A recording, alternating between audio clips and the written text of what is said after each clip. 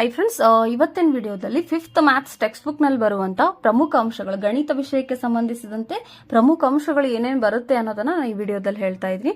ನಾನು ಈ ವಿಡಿಯೋದಲ್ಲಿ ಕನ್ನಡ ಮೀಡಿಯಂ ಮತ್ತು ಇಂಗ್ಲಿಷ್ ಮೀಡಿಯಂ ಎರಡರಲ್ಲೂ ಹೇಳುವಂತ ಪ್ರಯತ್ನವನ್ನ ಮಾಡಿದ್ದೀನಿ.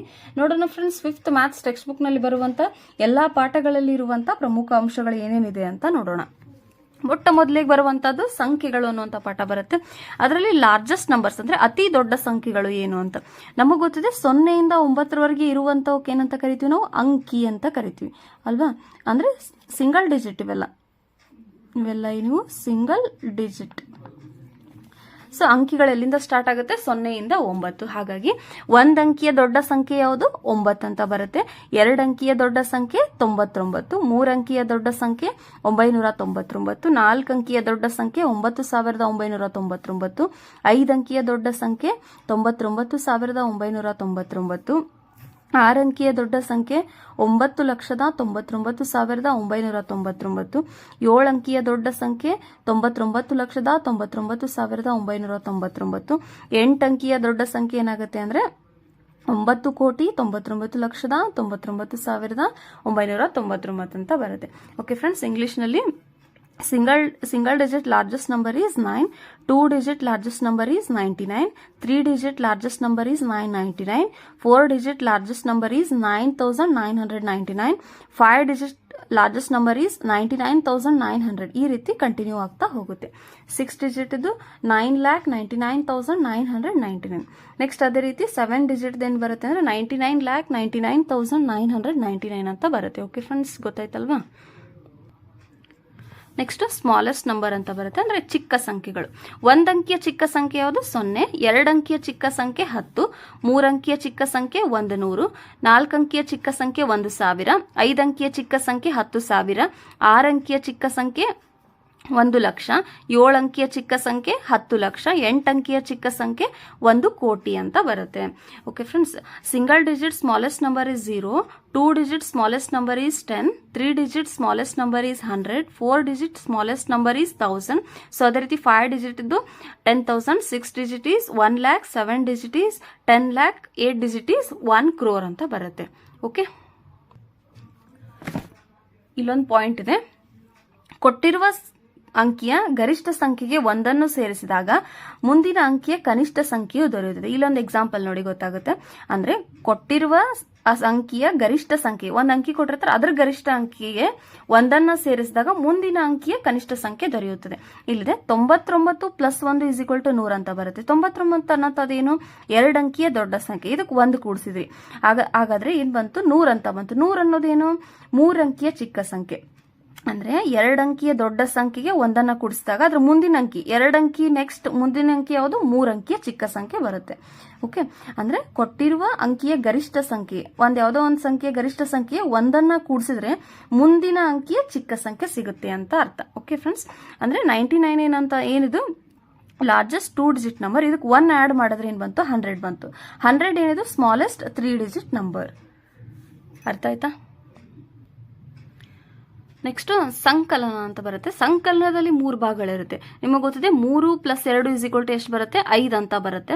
ಅಂದ್ರೆ 3 ಅನ್ನೋಂಥದ್ದೇನು? ಸಂಕಲ್ಯ. 2 ಅನ್ನೋಂಥದ್ದೇನು? ಸಂಕಲಕ.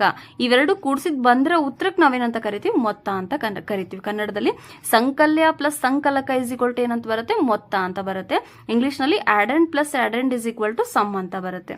ಓಕೆ, ಕೇಳ್ಬೋದು ಎಕ್ಸಾಮ್ ನಲ್ಲಿ 3 + 2 = 5. ಇದರಲ್ಲಿ ಸಂಕಲ್ಯ ಯಾವುದು, ಸಂಕಲಕ ಯಾವುದು, ಮೊತ್ತ ಯಾವುದು ಅಂತಂದು ಕೇಳ್ಬಹುದು. ನೆಕ್ಸ್ಟ್ ವ್ಯವಕಲನದಲ್ಲಿ ಬಂದ್ರೆ ವ್ಯವಕಲ್ಯ ಮೈನಸ್ ವ್ಯವಕಲಕ = ವ್ಯತ್ಯಾಸ ಅಂತ ಕರಿತೀವಿ. 8 - 6 = 2. 8 ಅನ್ನೋದು ವ್ಯವಕಲ್ಯ, 6 ಅನ್ನೋದು ವ್ಯವಕಲಕ, 2 ಅನ್ನೋದು ವ್ಯತ್ಯಾಸ ಆಗುತ್ತೆ. Minuend minus subtrahend = difference. Okay friends, ಗೊತ್ತಾಯ್ತಲ್ವಾ? ಈ ರೀತಿ ಸಂಕಲ್ಯ + ಸಂಕಲಕ = ಮೊತ್ತ, ವ್ಯವಕಲ್ಯ ಮೈನಸ್ ವ್ಯವಕಲಕ = ವ್ಯತ್ಯಾಸ ಅಂತ ಆಗುತ್ತೆ. ನೆಕ್ಸ್ಟ್ ಅಪವರ್ತನಗಳು, ಫ್ಯಾಕ್ಟರ್ಸ್ ಅಂತ ಕರಿತೀವಿ. ನಮ್ಗೆ ಗೊತ್ತಿದೆ ಅಪವರ್ತನಗಳು ಅಂತಂದ್ರೇನು? ಒಂದು ಸಂಖ್ಯೆ ಇನ್ನು ಯಾವ್ಯಾವ ಮಗ್ಗಿನಲ್ಲಿ ಬರುತ್ತೆ, ಯಾವ್ಯಾವ ಸಂಖ್ಯೆಗಳಿಂದ ಭಾಗ ಹೋಗುತ್ತೆ, ಅವುಗಳಿಗೆ ನಾವೇನಂತ ಕರಿತೀವಿ? ಅಪವರ್ತನ ಅಂತ ಕರಿತೀವಿ. ಫಾರ್ ಎಕ್ಸಾಂಪಲ್ ಇಲ್ಲಿ ನೋಡಿ 8. 8ರ ಅಪವರ್ತನಗಳು ಅಂದ್ರೆ 8 ಯಾವ್ಯಾವ ಮಗ್ಗಿನಲ್ಲಿ ಬರುತ್ತೆ. ನಮ್ಗೆ ಗೊತ್ತಿದೆ ಫ್ರೆಂಡ್ಸ್, 8 ಅಂದ್ರೆ ಯಾವುದೇ ಒಂದು ಸಂಖ್ಯೆಯನ್ನು 1ರ ಮಗ್ಗಿನಲ್ಲಿ ಬಂದೇ ಬರುತ್ತೆ. ಅಂದ್ರೆ ಎಲ್ಲಾ ಸಂಖ್ಯೆಗಳು 1ರ ಮಗ್ಗಿನಲ್ಲಿ ಇರುತ್ತೆ. ಹಾಗಾಗಿ 1 ಅಂತ ಬರಿತೀವಿ. 8 1ರ ಮಗ್ಗಿನಲ್ಲಿ ಬರುತ್ತೆ, 8 2ರ ಮಗ್ಗಿನಲ್ಲಿ ಬರುತ್ತೆ, 8 4ರ ಮಗ್ಗಿನಲ್ಲಿ ಬರುತ್ತೆ, 8 8ರ ಮಗ್ಗಿನಲ್ಲಿ ಬರುತ್ತೆ. ಇವುಗಳಿಗೆ ನಾವು ಅಪವರ್ತನಗಳು ಅಂತ ಕರಿತೀವಿ, ಫ್ಯಾಕ್ಟರ್ಸ್ ಅಂತ ಕರಿತೀವಿ. ಆ ಗಿವನ್ ನಂಬರ್ ಇರುತ್ತಲ್ಲ, ಯಾವ್ಯಾವ ಟೇಬಲ್ಸ್ ಅಲ್ಲಿ ಬರುತ್ತೆ ಅವುಗಳಿಗೆ ನಾವೇನಂತ ಕರಿತೀವಿ, ಫ್ಯಾಕ್ಟರ್ಸ್ ಅಂತ ಕರಿತೀವಿ. ಹಾಗಾದ್ರೆ 8ರ ಅಪವರ್ತನಗಳೆಷ್ಟು? 1 2 4 8. ಅದೇ ರೀತಿ 10ರ ಅಪವರ್ತನಗಳು 1 2 5 10. ಓಕೆ ಫ್ರೆಂಡ್ಸ್, ಇದನ್ನೇ ಅಬ್ಸರ್ವ್ ಮಾಡಿದ್ರೆ ಈ ಪಾಯಿಂಟ್ಸ್ಗಳು ಅರ್ಥ ಆಗುತ್ತೆ. 1 ಎಲ್ಲಾ ಸಂಖ್ಯೆಗಳ ಅಪವರ್ತನ. 1 ಅನ್ನೋಂಥದ್ದು ಏನಿದೆ, ಎಲ್ಲಾ ಸಂಖ್ಯೆಗಳ ಅಪವರ್ತನ ಇದೆ. ಇಲ್ಲೂ 1 ಅನ್ನೋಂಥದ್ದು ಅಪವರ್ತನ ಇದೆ, ಇಲ್ಲೂ 1 ಅನ್ನೋಂಥದ್ದು ಅಪವರ್ತನ ಇದೆ. ಅದನ್ನೇ ಹೇಳೋದು ಈ ಪಾಯಿಂಟ್. 1 ಎಲ್ಲಾ ಸಂಖ್ಯೆಗಳ ಅಪವರ್ತನ. ಎಲ್ಲಾ ಸಂಖ್ಯೆಗಳ ಅಪವರ್ತನ 1 ಇರುತ್ತೆ ಅಂತ. 1 is factor of all numbers. ಎಲ್ಲಾ ನಂಬರ್ಸ್ದು ಕಾಮನ್ ಫ್ಯಾಕ್ಟರ್ ಏನಿರುತ್ತೆ ಅಂದ್ರೆ 1 ಅಂತೂ ಇದ್ದೇ ಇರುತ್ತೆ. ನೆಕ್ಸ್ಟ್ 2ನೇ ಪಾಯಿಂಟ್, ಪ್ರತಿ ಸಂಖ್ಯೆಯು ಅದೇ ಸಂಖ್ಯೆಯ ಅಪವರ್ತನ ಆಗಿದೆ. ಈ 8 ಇದೆಯಲ್ಲ, 8 8ರ ಅಪವರ್ತನ ಆಗಿರುತ್ತೆ, 10 10ರ ಅಪವರ್ತನ ಆಗಿರುತ್ತೆ. ಅದೇ ಗೊತ್ತಾಯ್ತಲ್ವಾ, every number is factor itself. ಅದ್ರ ನಂಬರ್ಗೆ ಏನಾಗಿರುತ್ತೆ ಅಂದ್ರೆ ಫ್ಯಾಕ್ಟರ್ ಆಗಿರುತ್ತೆ. ಅಂದ್ರೆ ನೆನ್ಪಿಟ್ಕೊಳ್ಳಿ ಫ್ರೆಂಡ್ಸ್, ಯಾವುದೇ ಸಂಖ್ಯೆಗೆ ಕನಿಷ್ಠ ಅಂದ್ರೆ 2 ಫ್ಯಾಕ್ಟರ್ಸ್ಗಳಿರುತ್ತೆ. ಯಾವ್ದಾದ್ರು ಅಂದ್ರೆ 1 ಮತ್ತು ಅದೇ ಸಂಖ್ಯೆ. 1 ಮತ್ತು ಅದೇ ಸಂಖ್ಯೆ, 1 and it self number. Common ಆಗಿ 2 ಅಂತೂ ಇದ್ದೇ ಇರುತ್ತೆ. ಓಕೆ, ಅಪವರ್ತನಗಳು ಪರಿಮಿತ ಅಂದ್ರೆ ಕೌಂಟೇಬಲ್. ಫ್ಯಾಕ್ಟರ್ಸ್ ಆರ್ ಕೌಂಟೇಬಲ್ ಅಂದ್ರೆ ಎಣಿಸ್ಬೋದಲ್ವಾ. ಎಷ್ಟಿದೆ? 8ರ ಅಪವರ್ತನಗಳು 1 2 3 4. ಇಲ್ಲಿ 10ರ ಅಪವರ್ತನಗಳು ಎಷ್ಟಿದೆ? ಇಲ್ಲೂ 1 2 3 4. ಹಾಗಾದ್ರೆ ಅಪವರ್ತನಗಳು ಪರಿಮಿತ ಆಗಿರುತ್ತೆ, ನೆನ್ಪಿಟ್ಕೋಬೇಕು. ಇದೊಂದು ಪಾಯಿಂಟ್ ಹೊಸದಿರ್ಬೋದು, ಗೊತ್ತಿರುತ್ತೆ ಅನ್ಕೊಂತೀನಿ, ಆದ್ರೂ ನೆನ್ಪಿಟ್ಕೊಳ್ಳಿ. ಅಪವರ್ತನಗಳೇನಿರುತ್ತೆ ಪರಿಮಿತ, ಗೊತ್ತಾಯ್ತಲ್ವಾ. 1 ಎಲ್ಲಾ ಸಂಖ್ಯೆಗಳ ಅಪವರ್ತನ, ಪ್ರತಿ ಸಂಖ್ಯೆಯು ಅದೇ ಸಂಖ್ಯೆಯ ಅಪವರ್ತನ. ಅಪವರ್ತನಗಳೇನಾಗಿರುತ್ತೆ ಅಂದ್ರೆ ಪರಿಮಿತ ಆಗಿರುತ್ತೆ. ನೆಕ್ಸ್ಟ್ ಅಪವರ್ತ್ಯಗಳು ಅಂತ ಬರುತ್ತೆ, ಮಲ್ಟಿಪಲ್ಸ್ ಅಂತ ಕರಿತೀವಿ. ಅಪವರ್ತ್ಯಗಳಿಗೆ ಕನ್ನಡದಲ್ಲಿ ನಾವು ಗುಣಕಗಳು ಅಂತಾನು ಕರಿತೀವಿ. ಅಂದ್ರೆ ಗುಣಕಗಳು ಅಂತಂದ್ರೆ ಗೊತ್ತಿದೆ, ಮಗ್ಗಿ ಬರೆಯುವಾಗ ಏನಂತ ಬರಿತೀವಿ? ಗುಣಾಕಾರ ಮಗ್ಗಿ. ಅಂದ್ರೆ ಗುಣಿಸಿ ಬರೆದಿರ್ತೀವಲ್ಲ ಮಗ್ಗಿಗಳು, ಆ ಮಗ್ಗಿಗೆ ನಾವೇನಂತ ಕರಿತೀವಿ? ಗುಣಕಗಳು ಅಥವಾ ಅಪವರ್ತ್ಯಗಳು. ಹಾಗಾದ್ರೆ ಇಲ್ಲೋ ನೋಡಿ, 2ರ ಅಪವರ್ತ್ಯಗಳು 2ರ ಮಗ್ಗಿ ಬರಬೇಕು. 2 4 6 8 10 12 14 ಈ ರೀತಿ ಕಂಟಿನ್ಯೂ ಇರುತ್ತೆ, ಸೋ ಆನ್. 5ರ ಅಪವರ್ತ್ಯಗಳು ಏನಿರುತ್ತೆ ಅಂದ್ರೆ 5 10 15 20 25 ಈ ರೀತಿ, ಸೋ ಆನ್. ಮಲ್ಟಿಪಲ್ಸ್ ಆಫ್ 2 ಇದು ಬರುತ್ತೆ, ಮಲ್ಟಿಪಲ್ಸ್ 5 ಇದು ಬರುತ್ತೆ. ಅಂದ್ರೆ ಮಲ್ಟಿಪಲ್ಸ್ ಆಫ್ 2 ಅಂದ್ರೆ 2ದ ಟೇಬಲ್ಸ್ ಬರಿಬೇಕು, ಮಲ್ಟಿಪಲ್ಸ್ ಆಫ್ 5 ಅಂತಂದ್ರೆ 5 ಟೇಬಲ್ ನ ಬರಿತಾ ಹೋಗ್ಬೇಕು. ಇದನ್ನ ಸ್ವಲ್ಪ ಅಬ್ಸರ್ವ್ ಮಾಡಿದ್ರೆ ಈ ಪಾಯಿಂಟ್ಗಳು ಅರ್ಥ ಆಗುತ್ತೆ. ಪ್ರತಿ ಸಂಖ್ಯೆಯು ಅದೇ ಸಂಖ್ಯೆಯ ಅಪವರ್ತ್ಯವಾಗಿದೆ. ಪ್ರತಿ ಸಂಖ್ಯೆ, 2ರ ಅಪವರ್ತ್ಯ ಏನಿದೆ? 2 ಇದೆ. 5ರ ಅಪವರ್ತ್ಯ 5 ಇದೆ. ಪ್ರತಿ ಸಂಖ್ಯೆಯು ಅದೇ ಸಂಖ್ಯೆಯ ಅಪವರ್ತನ. Every number is a multiple itself. 2's multiple is also 2. 5's multiple is also 5 ಈ ರೀತಿ. ನೆಕ್ಸ್ಟ್ ಪ್ರತಿ ಸಂಖ್ಯೆಯು 1ರ ಅಪವರ್ತ್ಯ. Every number is multiple of 1. ಎಲ್ಲಾ ಸಂಖ್ಯೆನ ಏನಾಗಿರುತ್ತೆ ಅಂದ್ರೆ 1ರಿಂದ ಗುಣಿಸಲ್ಪಟ್ಟಿರುತ್ತೆ ಅಂತ ಅರ್ಥ. ನೆಕ್ಸ್ಟ್ ಅಪವರ್ತ್ಯಗಳು ಅಪರಿಮಿತ. ಡ್ಯಾಶ್ ಅಂತ ಇದೆ ಅಂದ್ರೆ ಏನಂತ ಅರ್ಥ? ಎಣಿಸೋದಿಕ್ ಸಾಧ್ಯ ಇಲ್ಲ, ಇನ್ನು ಮುಂದೆ ಬೇಕಾದಷ್ಟು ನಾವು ಬರಿತಾ ಹೋಗ್ಬೋದು ಅಂತ ಅರ್ಥ. ಅಪವರ್ತ್ಯಗಳು ಅಪರಿಮಿತ ಅಂದ್ರೆ multiples are uncountable. Okay friends, ಗೊತ್ತಾಯ್ತಲ್ವಾ. ನೆಕ್ಸ್ಟ್ ಭಿನ್ನರಾಶಿ, ಫ್ರಾಕ್ಷನ್ ಅಂತ ಬರುತ್ತೆ. ಭಿನ್ನರಾಶಿ ಅಂತಂದ್ರೆ ಏನಂದ್ರೆ ಒಟ್ಟು ಸಮಭಾಗಿಗಳಲ್ಲಿ ಆಯ್ದುಕೊಂಡ ಭಾಗಕ್ಕೆ ನಾವೇನಂತ ಕರಿತೀವಿ? ಭಿನ್ನರಾಶಿ ಅಂತ ಕರಿತೀವಿ. ಭಿನ್ನರಾಶಿನ ಹೇಗೆ ಬರಿತೀವಿ? ಆಯ್ದುಕೊಂಡ ಭಾಗ ಡಿವೈಡೆಡ್ ಬೈ ಸಮಭಾಗಗಳು. ಅಂದ್ರೆ ಭಿನ್ನರಾಶಿ ಬರಿಬೇಕು ಅಂತಂದ್ರೆ ಯಾವುದೋ ಒಂದು ಆಕೃತಿನ ಸಮಭಾಗ ಮಾಡಬೇಕು. ಈ ರೀತಿ ಸಮಭಾಗ ಮಾಡಿದ್ರೆ ಭಿನ್ನರಾಶಿ ಬರಿಬಹುದು. ಅದನ್ನೇ ಈ ರೀತಿ ಸಮಭಾಗಗಳು ಮಾಡಲಿಲ್ಲ ಅಂತಂದ್ರೆ ಅಲ್ಲಿ ಭಿನ್ನರಾಶಿ ನಮಗೆ ಬರೆಯೋದಕ್ಕೆ ಬರೋದಿಲ್ಲ. ಓಕೆ ಫ್ರೆಂಡ್ಸ್, ಭಿನ್ನರಾಶಿ ಅಂದ್ರೆ ಗೊತ್ತಾಯ್ತಲ್ವಾ. ಸಮಭಾಗಗಳಲ್ಲಿ ಆಯ್ದುಕೊಂಡ ಭಾಗಕ್ಕೆ ನಾವು ಏನಂತ ಕರಿತೀವಿ? ಅಂಶ ಅಂತ ಕರಿತೀವಿ. Fractions is equal to selected parts divided by equal parts. Equal parts ನಲ್ಲಿ ನಾವು ಏನ್ ಸೆಲೆಕ್ಟ್ ಮಾಡ್ಕೋತೀವಲ್ಲ ಅದನ್ನೇ ನಾವು ಆ ರೀತಿ ಬರೆಯೋದಕ್ಕೆ ನಾವು ಫ್ರಾಕ್ಷನ್ ಅಂತ ಕರಿತೀವಿ. ಭಿನ್ನರಾಶಿಯಲ್ಲಿ ಮೇಲಿನ ಭಾಗಕ್ಕೆ ನಾವು ಅಂಶ ಅಂತ ಕರಿತೀವಿ, ಕೆಳಗಿನ ಭಾಗಕ್ಕೆ ಛೇದ ಅಂತ ಕರಿತೀವಿ. ಇಂಗ್ಲಿಷ್ ನಲ್ಲಿ ಮೇಲಿನ ಭಾಗವನ್ನ ನ್ಯೂಮರೇಟರ್ ಅಂತ ಕರಿತೀವಿ, ಕೆಳಗಿನ ಭಾಗವನ್ನ ಡಿನಾಮಿನೇಟರ್ ಅಂತ ಕರಿತೀವಿ. ಈ ಭಿನ್ನರಾಶಿಯನ್ನ ಕಾಮಿಡಿಯಾಗಿ ಹೇಗೆ ನೆನ್ಪಿಟ್ಕೋಬಹುದು ಅಂತಂದ್ರೆ ಅಂಶ ಅಂದ್ರೆ ಅಂಗಿ, ಛೇದ ಅಂದ್ರೆ ಚಡ್ಡಿ ಅಂತ ನೆನ್ಪಿಟ್ಕೋಬಹುದು. 1/2 ಅದನ್ನ ಕನ್ನಡದಲ್ಲಿ ಹೇಗೆ ಓದ್ತೀವಿ ನಾವು? 2ನೇ 1 ಅಂತ ಈ ರೀತಿ ಕೆಳಗಿಂದ ಮೇಲೆ ಓದ್ತೀವಿ. 2ನೇ 1 ಅಥವಾ 1/2 ಅಂತ ಓದ್ಬೋದು. 1/2 ಅಂದ್ರೆ ಅರ್ಧ, ಇಂಗ್ಲಿಷ್ ನಲ್ಲಿ ಹಾಫ್ ಅಂತ ಕರಿತೀವಿ. 1/4 ಅಥವಾ 4ನೇ 1ಗೆ ಕಾಲು ಭಾಗ ಅಂತ ಕರಿತೀವಿ, ಕ್ವಾರ್ಟರ್. ನೆಕ್ಸ್ಟ್ 3/4 ಏನಂತ ಕರಿತೀವಿ? ಮುಕ್ಕಾಲು, 3 ಕ್ವಾರ್ಟರ್ಸ್ ಅಂತ ಕರಿತೀವಿ. ಓಕೆ, ನೆಕ್ಸ್ಟ್ ಭಿನ್ನರಾಶಿಗಳ ಹೋಲಿಕೆ, ಕಂಪ್ಯಾರಿಸನ್ ಆಫ್ ಫ್ರಾಕ್ಷನ್ಸ್ ಅಂತ ಬರುತ್ತೆ. ಫಸ್ಟ್ ಇದ್ರಲ್ಲಿ 3 ಕೇಸಸ್ ಬರುತ್ತೆ. ಒಂದೇದೇನು ಅಂತಂದ್ರೆ ಛೇದಗಳು ಸಮ ಇದ್ದಾಗ, if denominators are same, denominator same ಇದ್ದಾಗ ಅಂಶ ಚಿಕ್ಕದಿದ್ರೆ ಭಿನ್ನರಾಶಿನೂ ಚಿಕ್ಕದಾಗುತ್ತೆ.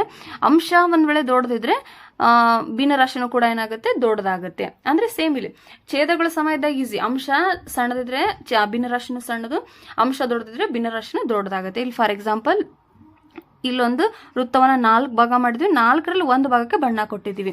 ಹಾಗಾದ್ರೆ ಇದನ್ನ 4ನೇ ಒಟ್ಟು ಸಮಭಾಗಗಳು ಮಾಡಿದ್ 4, ಅದರಲ್ಲಿ ಬಣ್ಣ ತುಂಬಿದ್ದೆಷ್ಟು 1. ಹಾಗಾದ್ರೆ ಈ ಭಿನ್ನರಾಶಿನ ನಾವು 4ನೇ 1 ಅಂತ ಬರೀಬಹುದು. ಅದೇ ರೀತಿ ಇನ್ನೊಂದು ವೃತ್ತವನ್ನ ತಗೊಂಡು 4 ಭಾಗಗಳನ್ನ ಮಾಡಿ 3 ಭಾಗಕ್ಕೆ ಬಣ್ಣ ಕೊಟ್ಟಿದ್ದೀವಿ, ಹಾಗಾಗಿ 4ನೇ 3 ಅಂತ. ಇಲ್ಲಿ ಅಂಶ ಛೇದಗಳು ಸಮ ಇದೆ, ಹಾಗಾದ್ರೆ ಅಂಶದಲ್ಲಿ ಯಾವ್ದು ದೊಡ್ಡದಿರುತ್ತೆ ಅದೇ ದೊಡ್ಡದು. 1 ಮತ್ತು 3ರಲ್ಲಿ ಯಾವ್ದು ದೊಡ್ಡದು, 3 ದೊಡ್ಡದು. ಹಾಗಾಗಿ 4ನೇ 3 ಅನ್ನುವಂಥದ್ದು ಭಿನ್ನರಾಶಿ ಏನಾಗುತ್ತೆ, ದೊಡ್ಡದಾಗುತ್ತೆ. ಅಷ್ಟೇ, ಛೇದಗಳು ಸಮ ಇದ್ರೆ ಸೇಮ್ ಇರುತ್ತೆ. ಅಂಶ ಸಣ್ಣದಿದ್ರೆ ಭಿನ್ನರಾಶಿನೂ ಸಣ್ಣದು, ಅಂಶ ದೊಡ್ಡದಿದ್ರೆ ಭಿನ್ನರಾಶಿನೂ ದೊಡ್ಡದಾಗುತ್ತೆ. ಅದೇ ರೀತಿ ನೆಕ್ಸ್ಟ್ ಕೇಸಲ್ಲಿ ಬರುತ್ತಲ್ಲ, ಅಪೋಸಿಟ್ ಆಗುತ್ತೆ. ಅಂಶಗಳು ಸಮ ಇದ್ದಾಗ ಹೇಗಾಗುತ್ತೆ ಅಂತ ಹೇಳ್ತೀನಿ. ಅಂಶಗಳು ಸಮ ಅಂದ್ರೆ ಎರಡನೇ ಕೇಸ್ ಬರೋದು ಇಫ್ ನ್ಯೂಮರೇಟರ್ಸ್ ಆರ್ ಸೇಮ್. ಹೌದಾ, ನ್ಯೂಮರೇಟರ್ಸ್ ಈಕ್ವಲ್ ಇದ್ರೆ ಏನ್ ಮಾಡ್ಬೇಕು ಅಂದ್ರೆ, ಛೇದ ಚಿಕ್ಕದಿದ್ರೆ ಭಿನ್ನರಾಶಿ ದೊಡ್ಡದಾಗುತ್ತೆ. ಇದ್ರ ಉಲ್ಟಾ, ಛೇದ ಒಂದ್ ವೇಳೆ ಚಿಕ್ಕದಿತ್ತು ಅಂದ್ರೆ ಭಿನ್ನರಾಶಿ ದೊಡ್ಡದಾಗುತ್ತೆ, ಛೇದ ದೊಡ್ಡದಿತ್ತು ಅಂದ್ರೆ ಭಿನ್ನರಾಶಿ ಏನಾಗುತ್ತೆ, ಚಿಕ್ಕದಾಗುತ್ತೆ. ಓಕೆ, ಇಲ್ಲಿ ನೋಡಿ, ಇದು 2ರಲ್ಲಿ ನಾವು 1 ಭಾಗ ಬಣ್ಣ ತುಂಬಿದ್ವಿ. ಸೊ ಇದು 2ನೇ 1. ಇದನ್ನ 8 ಭಾಗ ಮಾಡಿದ್ವಿ. 1 2 3 4 ಅಂದ್ರೆ 4 ಡಬಲ್ 8 ಭಾಗಗಳಾಗಿರುತ್ತೆ. 8ರಲ್ಲಿ 1 ಭಾಗ.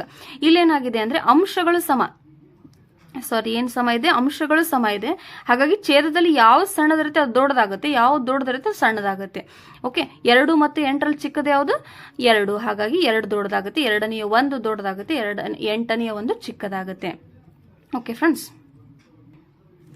ನ್ಯೂಮರೇಟರ್ಸ್ ಈಕ್ವಲ್ಸ್ ಇದ್ದಾಗ ಡಿನಾಮಿನೇಟರ್ ಅಲ್ಲಿ ಯಾವ್ದು ಚಿಕ್ಕದಿರುತ್ತೆ ಅದು ದೊಡ್ಡದಾಗುತ್ತೆ. ಇಲ್ಲಿ 1 ಈಕ್ವಲ್ ಇದೆ, ಸೊ 2 ಚಿಕ್ಕದಂದ್ರೆ ಇದೇ ದೊಡ್ಡ ಭಿನ್ನರಾಶಿ ಆಗುತ್ತೆ. ಓಕೆ ಫ್ರೆಂಡ್ಸ್, ನೆಕ್ಸ್ಟ್ ಸಮಾನ ಭಿನ್ನರಾಶಿಗಳು ಅಂತ ಬರುತ್ತೆ. ಈಕ್ವಿವೆಲೆಂಟ್ ಫ್ರಾಕ್ಷನ್ಸ್ ಅಂದ್ರೆ ಒಂದೇ ಬೆಲೆಯನ್ನ ಸೂಚಿಸುವ ಭಿನ್ನರಾಶಿಗಳಿಗೆ ಸಮಾನ ಭಿನ್ನರಾಶಿ ಅಂತ ಕರಿತೀವಿ.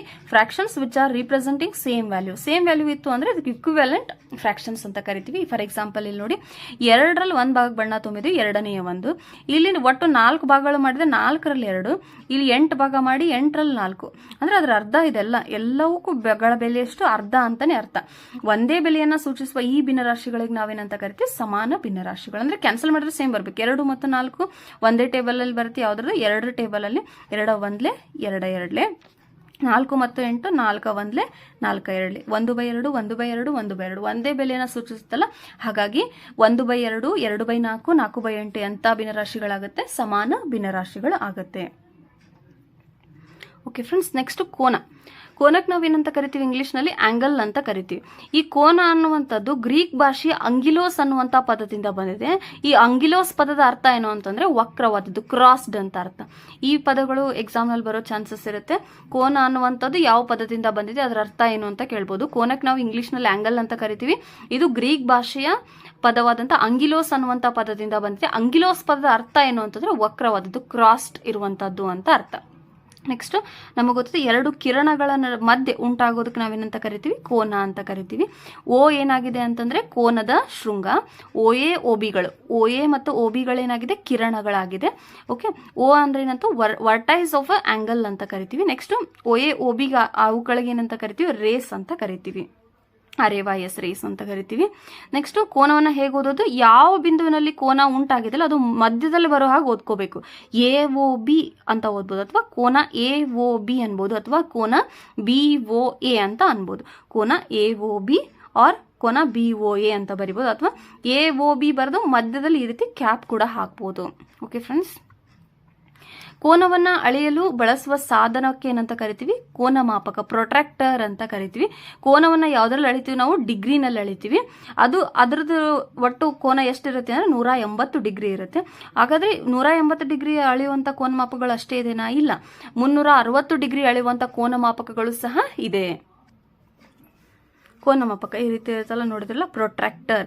ಇದನ್ನ ಕೋನವನ್ನ ಅಳೆಯಲು ನಾವು ಬಳಸ್ತೀವಿ. ಇದು 180 ಡಿಗ್ರಿ ಅಳೆಯುವಂತ ಕೋನಮಾಪಕ. ಅದೇ ರೀತಿ ಫುಲ್ ಇರುತ್ತೆ, ಇದು 360 ಡಿಗ್ರಿ ಅಳೆಯುವಂತ ಕೋನಮಾಪಕ. ನಿಮಗಿದು ತಿಳಿದಿರಲಿ, ಗೊತ್ತಿರಬೇಕು. 360 ಡಿಗ್ರಿವರೆಗೆ ಅಳತೆಗಳನ್ನು ಬರೆದಿರುವ ಪೂರ್ಣ ಕೋನಮಾಪಕಗಳು ಇವೆ. ನಮಗೆ ಗೊತ್ತಿರುತ್ತೆ 180 ಇರೋದಷ್ಟೇ ಇರುತ್ತೆ ಅಲ್ಲ, ಅದೇ ರೀತಿ 180 ಈ ಕಡೆ ಅರ್ಧ ಸೇರಿಸಿ 360 ಡಿಗ್ರಿ ಅಳೆಯುವಂತ ಕೋನಮಾಪಕಗಳು ಸಹ ಇದೆ. ನೆಕ್ಸ್ಟ್ ಕೋನಗಳ ವಿಧಗಳು, ಟೈಪ್ಸ್ ಆಫ್ ಆಂಗಲ್ಸ್ ನಮ್ಗೆ ಗೊತ್ತಿದೆ. ಲಘು ಕೋನ, ಲಂಬಕೋನ, ವಿಶಾಲ ಕೋನ. ಇಂಗ್ಲಿಷ್ ನಲ್ಲಿ acute angle, right angle, obtuse angle ಅಂತ ಬರುತ್ತೆ. ಅದ್ರ ಲಘು ಕೋನ ಅಂದ್ರೆ 0 ಡಿಗ್ರಿಗಿಂತ ಹೆಚ್ಚು 90 ಡಿಗ್ರಿಗಿಂತ ಕಡಿಮೆ ಇರುವ ಕೋನಕ್ಕೆ ನಾವೇನಂತ ಕರಿತೀವಿ? ಲಘು ಕೋನ.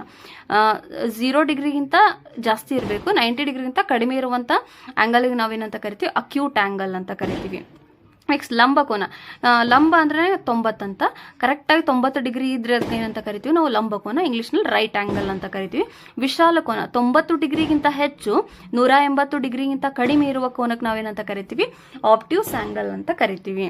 ವೃತ್ತದ ಕೋನ ನಮ್ಗೆ ಗೊತ್ತಿರಬೇಕು, 360 ಡಿಗ್ರಿ. ಸರಳ ರೇಖೆಯ ಕೋನ ಎಷ್ಟಿರುತ್ತೆ? 180 ಡಿಗ್ರಿ. ಪೂರ್ಣ ವೃತ್ತದ ಕೋನ 360 ಡಿಗ್ರಿ. ಸರಳ ರೇಖೆಯ ಕೋನ ಎಷ್ಟಿರುತ್ತೆ? 180 ಡಿಗ್ರಿ ಅಂತ ಇರುತ್ತೆ. ಜಾಮಿತಿ ಉಪಕರಣ ಪಟ್ಟಿಗೆ ಅಂತ ಬರುತ್ತೆ. ನೆಕ್ಸ್ಟ್ ಜಾಮೆಟ್ರಿಕಲ್ ಇನ್ಸ್ಟ್ರೂಮೆಂಟ್ ಬಾಕ್ಸ್ ನಲ್ಲಿರುವಂತ ಇನ್ಸ್ಟ್ರೂಮೆಂಟ್ಗಳೇನಿದೆ ಅದನ್ನ ಯಾವುದಕ್ಕೆ ನಾವು ಯೂಸ್ ಮಾಡ್ತೀವಿ ಅನ್ನೋದನ್ನು ಇದರಲ್ಲಿ ಕೊಟ್ಟಿದ್ದಾರೆ. ಮೊದಲಿದು ಅಳತೆ ಪಟ್ಟಿ, ಸ್ಕೇಲ್ ಅಂತ ಇರುತ್ತೆ. ಅಳತೆ ಪಟ್ಟಿ, ಸ್ಕೇಲ್ ಈ ರೀತಿ ಇರುತ್ತೆ ನೋಡಿದ್ರೆ.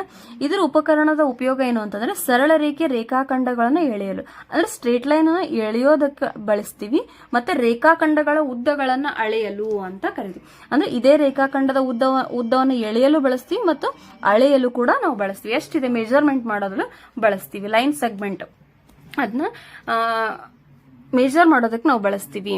ನೆಕ್ಸ್ಟ್ ವಿಭಾಜಕ ಅಂತ ಬರುತ್ತೆ, ಡಿವೈಡರ್ಸ್ ಅಂತ ಬರುತ್ತೆ. ಈ ರೀತಿ 2 ಚೂಪಾದ ತುದಿ ಇರುತ್ತಲ್ಲ, ಅದು ಡಿವೈಡರ್ಸ್, ವಿಭಾಜಕ. ರೇಖಾಖಂಡದ ಉದ್ದವನ್ನ ನಿಖರವಾಗಿ ಎಳೆಯಲು ಬಳಸ್ತೀವಿ. ನಮಗೆ ಗೊತ್ತಿದೆ ಸ್ಕೇಲ್ ಅದಕ್ಕೆ ಯೂಸ್ ಮಾಡ್ತೀವಿ ಅಂತ ನಮ್ಗೆ ಗೊತ್ತಿದೆ. ಬಟ್ ವಿಭಾಜಕ ಈ ರೀತಿ ನಮ್ಗೆ ಏನ್ ಕ್ವಶನ್ಗಳು ಗೊತ್ತಿರಲ್ಲ ಅದನ್ನೇ ನಮ್ಗೆ ನಲ್ಲಿ ಬರುವಂತ ಸಾಧ್ಯತೆಗಳಿರುತ್ತೆ. ಅದನ್ನ ತಿಳ್ಕೊಂಡ್ರೆ ನಾವು ಈಸಿಯಾಗಿ ಆನ್ಸರ್ ಅನ್ನು ಹಾಕ್ಬೋದು. ವಿಭಾಜಕವನ್ನು ಯಾವುದಕ್ಕೆ ಬಳಸ್ತೀವಿ? ರೇಖಾಖಂಡದ ಉದ್ದವನ್ನ ನಿಖರವಾಗಿ ಅಳೆಯಲು ಅದನ್ನ ಬಳಸ್ತೀವಿ. ನೆಕ್ಸ್ಟ್ ಕೈವಾರ, ಕಂಪಾಸಸ್ ಅಂತ ಬರುತ್ತೆ. ಇದನ್ನ ನಮ್ಗೆ ಗೊತ್ತಿದೆ ತ್ರಿಜ್ಯವನ್ನ ರಚಿಸಲು ನಾವು ಬಳಸ್ತೀವಿ. ನೆಕ್ಸ್ಟ್ ಕೋನಮಾಪಕ, ಪ್ರೊಟ್ರಾಕ್ಟರ್. ಇದನ್ನ ಕೋನವನ್ನ ಅಳೆಯಲು ಮತ್ತು ಕೋನವನ್ನ ಎಳೆಯಲು ನಾವು ಬಳಸ್ತೀವಿ. ನೆಕ್ಸ್ಟ್ ತ್ರಿಭುಜ ಮೂಲೆ ಪಟ್ಟಿ, ತ್ರಿಭುಜ ಪಟ್ಟಿ, ಮೂಲೆ ಮಟ್ಟ ಅಂತ ಕರಿತೀವಿ. ಸೆಟ್ ಸ್ಕ್ವೇರ್ಸ್ ಅಂತ ಬರುತ್ತೆ. ಇದನ್ನ ಲಂಬ ಕೋನಗಳನ್ನ ಎಳೆಯಲು ಮತ್ತು ಅಳೆಯಲು. ಲಂಬ ಕೋನ ಇದು 90 ಡಿಗ್ರಿ ಇರುತ್ತೆ. ಇದನ್ನ ಅಳೆಯಲು ಲಂಬ ಕೋನಗಳನ್ನ ಅಳೆಯಲು ಮತ್ತು ಎಳೆಯಲು ಬಳಸ್ತೀವಿ. ಸಮಾಂತರ ರೇಖೆ, ಲಂಬ ರೇಖೆಗಳನ್ನ ಎಳೆಯಲು ಬಳಸ್ತೀವಿ. ಸಮಾಂತರ ರೇಖೆಗಳಂದ್ರೆ ಪ್ಯಾರಲಲ್ ಲೈನ್ಸ್. ಇಲ್ಲೊಂದು ಬರುತ್ತೆ, ಇಲ್ಲೊಂದು ಬರುತ್ತೆ. ಈ ರೀತಿ ನಾವು ಹೇಳಿದ್ರೆ ನಮ್ಗೆ ಏನ್ ಸಿಗುತ್ತೆ ಅಂದ್ರೆ ಪ್ಯಾರಲಲ್ ಲೈನ್ಸ್, ಸಮಾಂತರ ರೇಖೆಗಳು ಸಿಗುತ್ತೆ. ಸಮಾಂತರ ರೇಖೆ, ಲಂಬ ರೇಖೆಗಳನ್ನ ಎಳೆಯಲು ನಾವು ಯಾವ್ದನ್ನ ಬಳಸ್ತೀವಿ? ತ್ರಿಭುಜ ಪಟ್ಟಿ, ಮೂಲೆ ಮಟ್ಟ ಅಂತ ಬಳಸ್ತೀವಿ. ಸೆಟ್ ಸ್ಕ್ವೇರ್ಸ್ ಅಂತ ಬರುತ್ತೆ. ಓಕೆ ಫ್ರೆಂಡ್ಸ್, ಗೊತ್ತಾಯ್ತಲ್ಲ. ಅಳತೆ ಪಟ್ಟಿಯನ್ನ ಸರಳ ರೇಖೆ, ರೇಖಾಖಂಡ ಅಳೆಯಲು ಮತ್ತು ಎಳೆಯಲು ಬಳಸ್ತೀವಿ. ವಿಭಾಜಕವನ್ನ ರೇಖಾಖಂಡದ ಉದ್ದವನ್ನ ನಿಖರವಾಗಿ ಅಳೆಯಲು, ಅಂದ್ರೆ ಸರಳ ರೇಖೆ ಸ್ಟ್ರೇಟ್ ಲೈನ್ ಅನ್ನ ಎಳೆಯೋದಕ್ಕೂ ಅಳೆಯೋದಕ್ಕೂ, ಡ್ರಾ ಮಾಡೋದಕ್ಕೆ ಮತ್ತು ಮೇಜರ್ ಮಾಡೋದಕ್ಕೆ ನಾವೇನು ಬಳಸ್ತೀವಿ? ಸ್ಕೇಲ್ ಅನ್ನ ಬಳಸ್ತೀವಿ. ಡಿವೈಡರ್ಸ್ ಅಂದ್ರೆ ರೇಖಾಖಂಡದ ಉದ್ದವನ್ನು ನಿಖರವಾಗಿ ಎಳೆಯಲು, ಎಕ್ಸಾಕ್ಟ್ ಆಗಿ ಅಳೆಯೋದಕ್ಕೆ ನಾವೇನು ಬಳಸ್ತೀವಿ? ಇದನ್ನ ವಿಭಾಜಕ, ಡಿವೈಡರ್ಸ್ ಅನ್ನ ಬಳಸ್ತೀವಿ. ಕೈವಾರ, ವೃತ್ತವನ್ನ ರಚಿಸಲು ಬಳಸ್ತೀವಿ. ಕಂಪಾಸ್ನ, ಸರ್ಕಲ್ ನ ಡ್ರಾ ಮಾಡೋದಕ್ಕೆ ಬಳಸ್ತೀವಿ. ಕೋನಮಾಪಕದ ಉಪಯೋಗ ಗೊತ್ತಿದೆ ನಮಗೆ, ಕೋನವನ್ನ ಅಳೆಯಲು ಮತ್ತು ಎಳೆಯಲು ನಾವು ಬಳಸ್ತೀವಿ. ತ್ರಿಭುಜ ಮೂಲೆ ಪಟ್ಟಿ, ಇದರಲ್ಲಿ ಸೆಟ್ ಸ್ಕ್ವೇರ್ ಅಂತ ಬರುತ್ತೆ. 2 ರೀತಿ ಬರುತ್ತೆ ಇಲ್ಲಿ, ಈ ರೀತಿ ಇದರಲ್ಲಿ ಕೋನಗಳು ಎಷ್ಟು ಇರ್ಬೋದು ಅಂತ ಕೇಳ್ತಾರೆ ಎಕ್ಸಾಮ್ ನಲ್ಲಿ. ಎಷ್ಟಿರುತ್ತೆ ಅಂದ್ರೆ 30 ಡಿಗ್ರಿ, 60 ಡಿಗ್ರಿ, 90 ಡಿಗ್ರಿ ಇರುತ್ತೆ. ಇನ್ನೊಂದು 45 ಡಿಗ್ರಿ, 90 ಡಿಗ್ರಿ ಇರುತ್ತೆ. ಎರಡು ಸೇಮ್ ಇರಲ್ಲ, ನೀವು ಅಬ್ಸರ್ವ್ ಮಾಡಿ.